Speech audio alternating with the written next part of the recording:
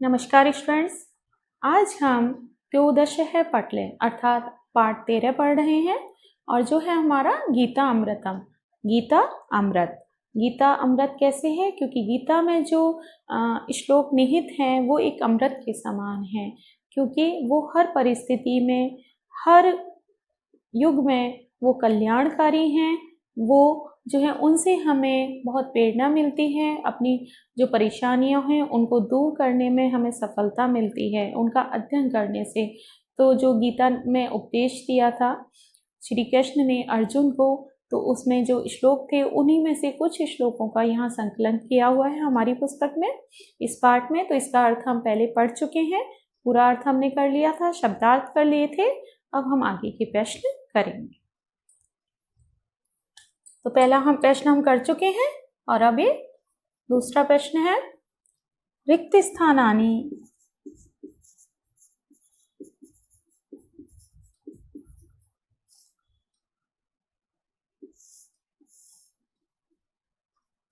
पूरयत,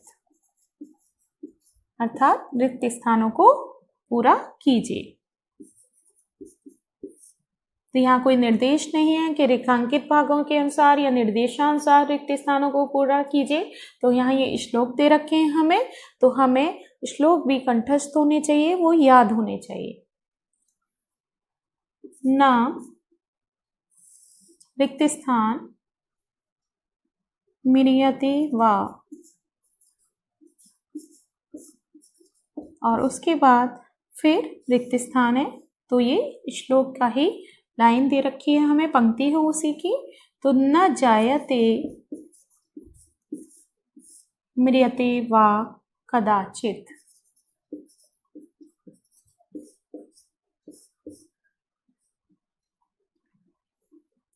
ख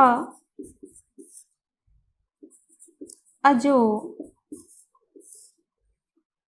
नित्य है, रिक्त स्थान पुराणों।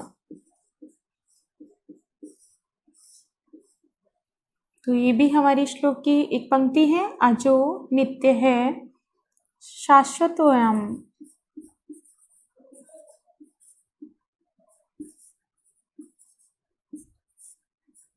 अर्थात नित्य है, शाश्वत है, पुरानी है। क्या? आत्मा, क्योंकि हमने आत्मा के बारे में ही पढ़ा था, सारा जो अर्थ किया था उसमें आत्मा के बारे में दिया हुआ था कि ना वो जन्म लेती है और ना ही वो कभी मरती है। नेक्स्ट, सयत रिक्त स्थान कुरुते, उसके बाद में रिक्त स्थान दिया हुआ है। सयत प्रमाणम कुरुते, और उसके बाद है लोकस्त धनुवर्तते, अर्थात जो श्रेष्ठ मनुष्य आचरण करते हैं वो एक प्रमाण बन जाता है और वही लोक में विद्यमान होता है, उसी का सभी लोग अनुसरण करते हैं। यदा यदा यदा यदा रिक्त स्थान धर्मस्य, और उसके बाद फिर रिक्त स्थान भवति भारत, यदा यदा ही धर्मस्य ग्लानिर्भवति भारत, ग्लानिर्भवति भारत। तो ये इस तरह से जब हमें श्लोक याद होंगे हमारे, तो हम ये प्रश्न, इस तरह के प्रश्न हम कर सकते हैं। तो हमें श्लोक भी कंठस्थ होने चाहिए, याद होने चाहिए।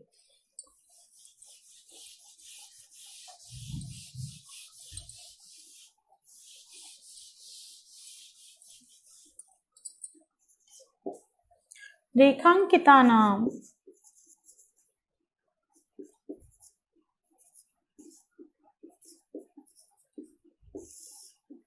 पदानां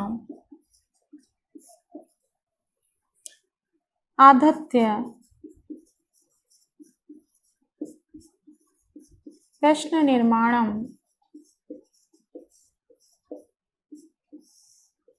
कुरुत। अर्थात रेखांकित पदों को आधार बनाकर प्रश्नों का निर्माण कीजिए। यहाँ हमें वाक्य दे रखे हैं तो उसके बाद उनका हमें प्रश्न बनाना है। क कर्मणे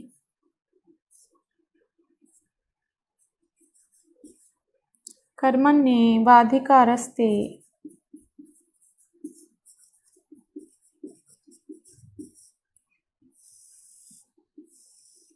कर्मण्येवाधिकारस्ते मा फलेषु कदाचन। और यहाँ फलेषु के नीचे हमें रेखा दी गई है। अब हमें इसका प्रश्न बनाना है। तो कर्म करते रहना चाहिए, फल की हमें चिंता नहीं करनी चाहिए। तो किसकी चिंता नहीं करनी चाहिए? तो फलेषु दे रखा है, तो हमारा प्रश्न क्या बनेगा? केषु। कर्मण्ये वाधिकारस्ते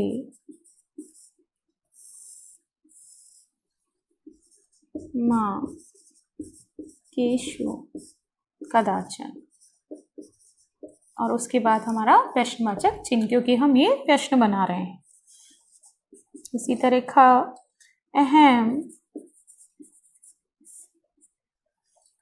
अहम अधर्मस्य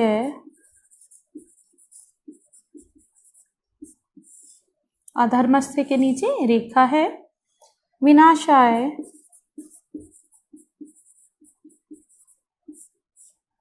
संभवामि।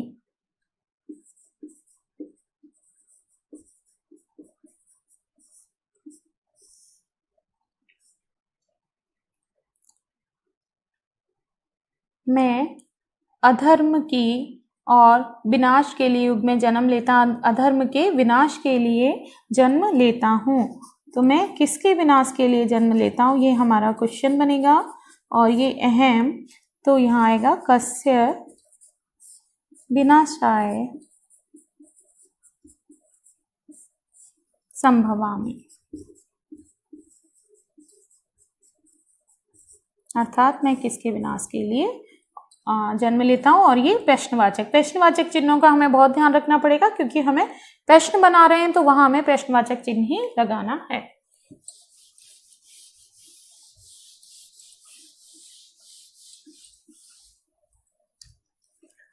ग त्वं शोचितुं न अर्हसि।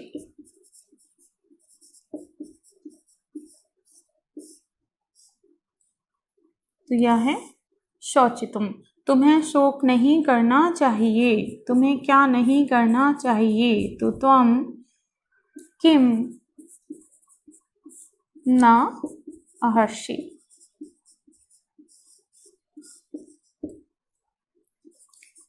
घ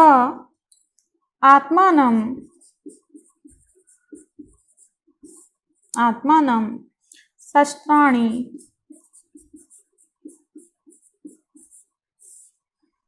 न छिद्यन्ति।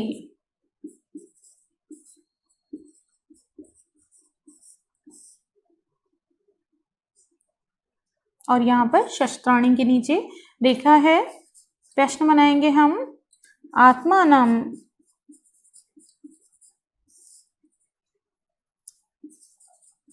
कानि न छिद्यन्ति।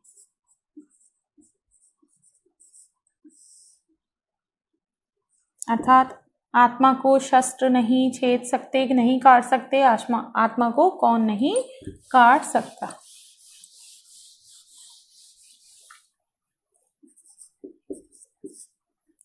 आत्मा, और यहाँ आत्मा के नीचे रेखा है। अजर है, अम्र है। अर्थात आत्मा अजर और अमर च अस्ति। यहाँ हम अमरश्य भी लिख सकते हैं और अमरह च अस्ति भी लिख सकते हैं। प्रश्न हमारा बनेगा, आत्मा अजर और अमर है, तो कौन अजर और अमर है? तो क्या है?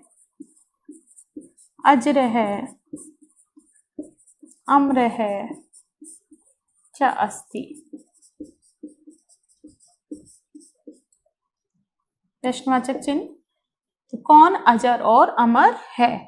तो हम पहले प्रश्नों का अर्थ करते हैं हिंदी में, फिर उसका हिंदी में प्रश्न बनाते हैं और उसके अनुसार यहाँ पर हम संस्कृत में उस वाक्य का प्रश्न लिखते हैं। तो इस तरह से हमारा तीसरा प्रश्न खत्म हुआ। अब हम आगे का प्रश्न करते हैं, प्रश्न 4, और वो है हमारा उचितम मिलानम कुरुत, अर्थात उचित मेल करिए।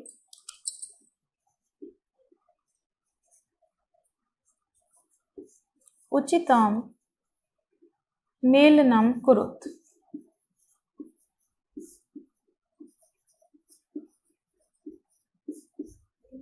अर्थात उचित मिलान करिए। क जन्म, ख नवीनानि,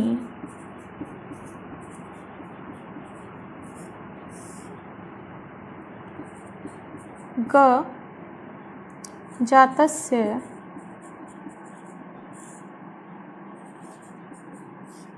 घा कर्मणि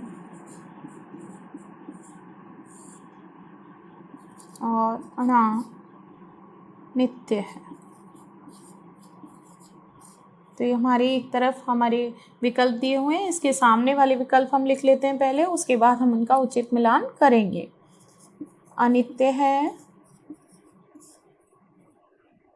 अकर्मणि,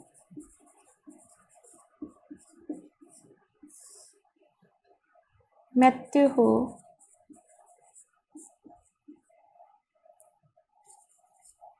पुरातनानि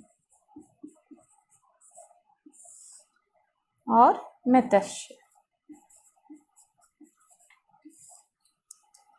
तो ये हमें जो विकल्प हैं इनको देख के हमें पता चल रहा है कि ये विलोम दिए हुए हैं। उचित मिलान में कुछ भी हो सकता है, उसके विलोम हो सकते हैं, उसके समानार्थी शब्द हो सकते हैं या अर्थ हो सकते हैं। तो यहाँ पर हमें इन्हें पढ़ने के बाद समझ में आ रहा है कि ये विलोम है। तो जन्म, मृत्यु, नवीनानि पुरातन, नवीन नवीन, और ये पुरातनानि अर्थात पुराने। जातस्य तो मृतस्य, जन्म और मृत्यु।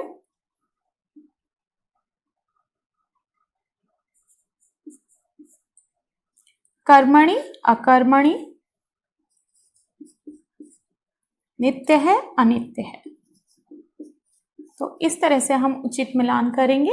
एक बार हम पहले विकल्प पढ़ेंगे, अपने जो पद दे रखे हैं वो पढ़ेंगे और उसके सामने जो जितने भी विकल्प दे रखे हैं वो पढ़ने के बाद में हम सबसे पहले ये देखते हैं कि विलोम है, समानार्थी हैं या अर्थ हैं। उसके आधार पर हम उसके उचित मिलान करते हैं।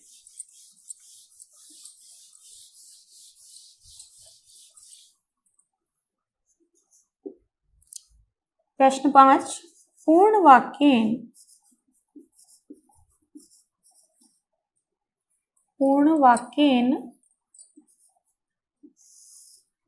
उत्तरम ददत्,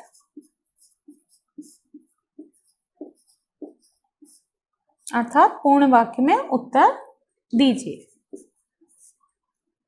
पावकः कम न दहति, अर्थात अग्नि जो है वो किसे नहीं जला सकती। तो किसको नहीं जला सकती? हमने पढ़ा है कि पावकः आत्मानं न दहति, अर्थात आत्मा को नहीं जला सकती। तो यहाँ पूरे वाक्य में हम लिखेंगे पावकः आत्मानं न दहति, अर्थात अग्नि जो है वो आत्मा को नहीं जला सकती। ख किम ध्रुवम अस्ति, अर्थात क्या ध्रुवम निश्चित, क्या निश्चित है। तो यहाँ पूरा उत्तर आएगा क्या निश्चित है। जिसका जन्म हुआ है उसकी मृत्यु निश्चित है, और जिसकी मृत्यु हुई है उसका जन्म भी निश्चित है। तो वो हम पूरा लिखेंगे उत्तर उसमें कि जन्म और मृत्यु जो है वो दोनों ही निश्चित होती हैं।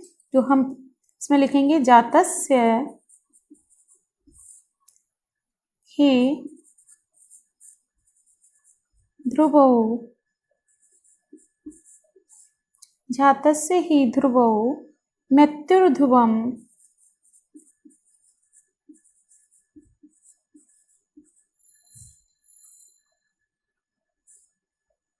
जन्म मृतस्य च अस्ति।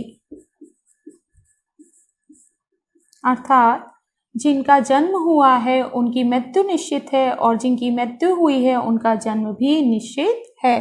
तो ये हमारा पूर्ण वाक्य में उत्तर इस तरह से लिखा जाएगा।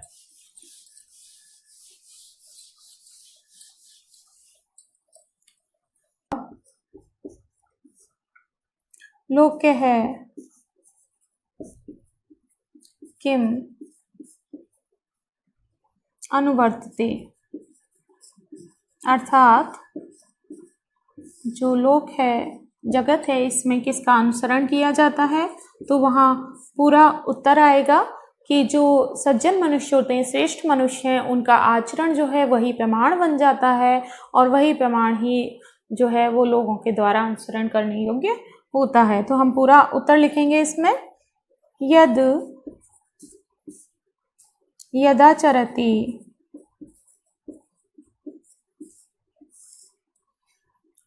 श्रेष्ठस्त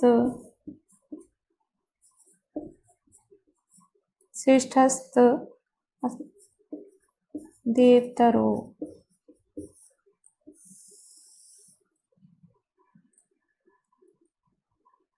जनः स यत् प्रमाणम्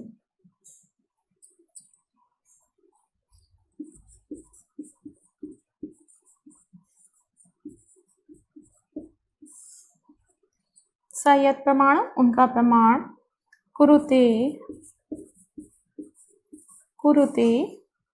लोकस्थ अनुदर वर्तते, लोकस्थ धनु वर्तते। अर्थात यद यदाचरति श्रेष्ठस्तत् देवतरो जनः सह यत् प्रमाणम कुरुते लोकस्थ धनु वर्तते, कि जो हमारे मनुष्य होते हैं, जो सच्चरित्र श्रेष्ठ मनुष्य होते हैं, उनका जो सदाचरण होता है, मनुष्यों के द्वारा किया हुआ सदाचरण, वही प्रमाण बन जाता है, और वही जो है लोक में जो है सभी मनुष्यों के द्वारा अनुसरण करने योग्य होता है। तो इस तरह से हमारा 5वां प्रश्न समाप्त हुआ। अब हम 6ठा प्रश्न करते हैं अपना। अधोलिखिता नाम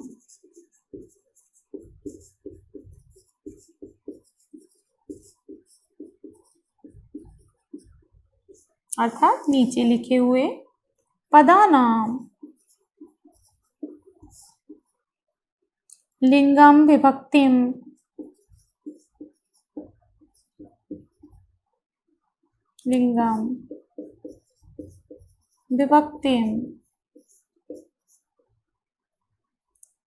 वचनम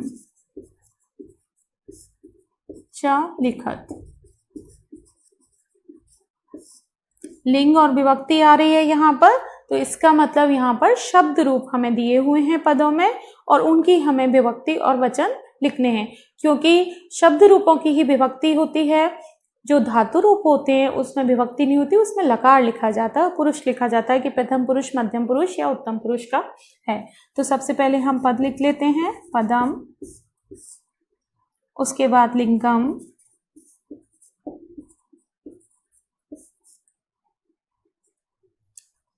विभक्ति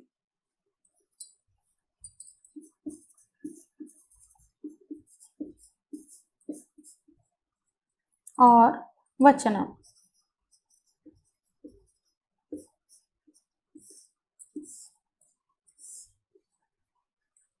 पहला है फलेषु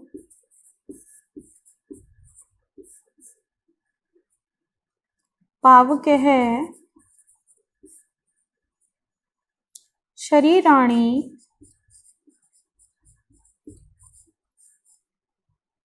जातस्य, पहले ये कर लेते हैं फिर हम और दूसरे करेंगे। तो फलेषु, तो यहाँ पर फलम फले फलानी, तो सबसे पहले हमें पता होना चाहिए लिंग कौन सा है, तो नपुंसक लिंगम है।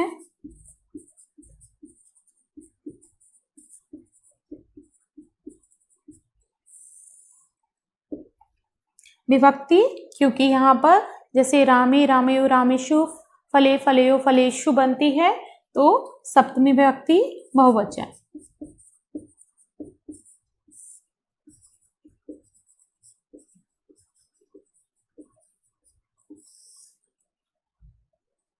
पावकः पुल्लिंगम,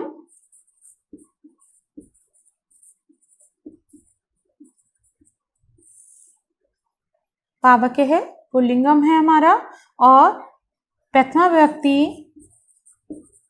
एक वचन।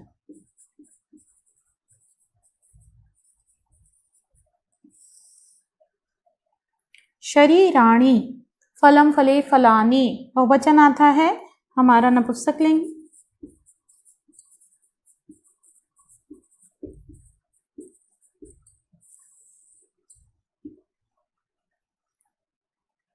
प्रथमा द्वितीया दोनों विभक्ति आ सकती हैं, क्योंकि दोनों में ये रूप बनता है। फलम फले फलानी, तो फलम फले फलानी प्रथमा और द्वितीय विभक्ति एक तरह से चलती हैं, तो शरीराणि में प्रथमा विभक्ति द्वितीय विभक्ति दोनों में ये बहुवचन का रूप बनेगा।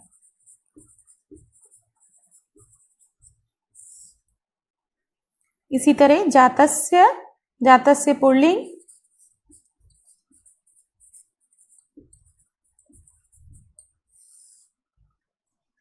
और इसमें पुल्लिंग प्रथमा विभक्ति जातस्य जो है, जिस तरह से पुल्लिंग में रामस्य चलता है वो षष्ठी विभक्ति आती है, प्रथमा विभक्ति नहीं आती। प्रथमा विभक्ति में जाते रूप बनेगा, रामः बनता है जिस तरह से, षष्ठी विभक्ति और एक वचन।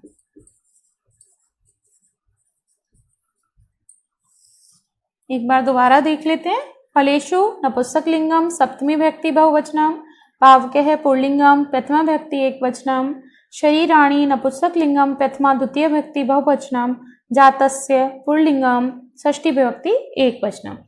अब हम आगे की करेंगे।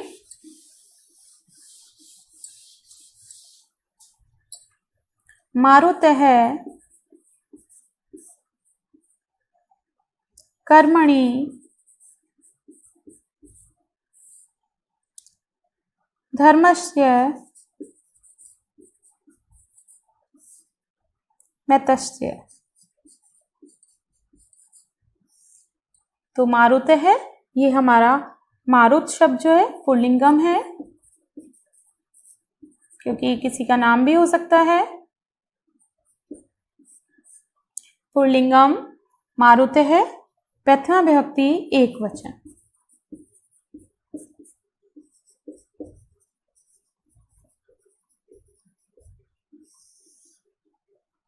कर्मणि नपुंसक लिंगम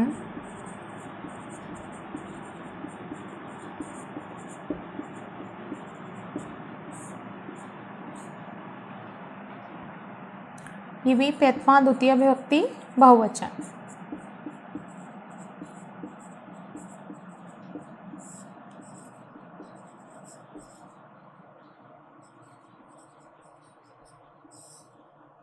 धर्मस्य, ये भी नपुंसकलिंग शब्द है।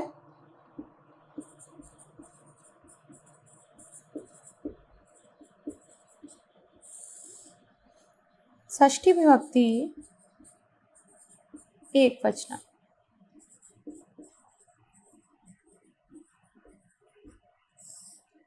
और इसी तरह मैतस्य, ये भी नपुंसकलिंग शब्द है।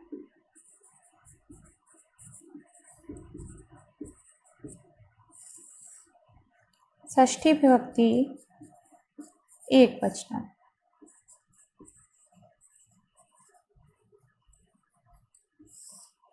दोबारा देख लेते हैं। मारुतः पुल्लिंगम प्रथमा विभक्ति एकवचनम, कर्मणि नपुंसकलिंगम प्रथमा द्वितीय विभक्ति बहुवचनम, धर्मस्य नपुंसकलिंगम षष्ठी विभक्ति एकवचनम, मितस्य नपुंसकलिंगम षष्ठी विभक्ति एकवचनम।